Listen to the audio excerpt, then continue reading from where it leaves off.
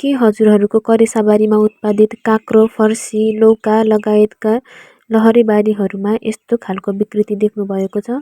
यदि छ भने यो भिडियो हजुरहरूको लागि। यो समस्या फल कुहाउने औसा नामक किराको प्रकोपको कारणले हुने गर्दछ। किरा हेर्दाखेरि खैरो खैरो रङको र यो ठाउँमा चाहिँ हल्का पहेँलो र पखेटामा चाहिँ कालो कालो दुईटा धब्बा जस्तो देख्न सकिन्छ। पोथी औसाको फूल पार्ने अङ्ग कलिला फलभित्र कोपेर अन्डा पार्ने गर्छन् र त्यो फलभित्रै अन्डाबाट लार्भा बन्छ र भित्रै बसेर गुदी खाने गर्दछ।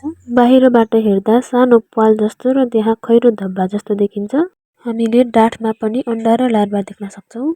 यसको व्यवस्थापनको लागि गहिरो खनजोत गर्ने, वरिपरि मकै लगाउने, सङ्क्रमण देखिएको र झरेको फलहरू नष्ट गर्ने, क्युलियर नामक पासोको प्रयोग गर्ने, मिथाइल युजिनल र मालाथियोन 1:1 को रेसियोमा पासो तयार गर्ने। यदि मालाथियोन बोट बिरुवामा छर्कने हो भने फल टिप्नको लागि 14 दिन पर्खनुपर्छ।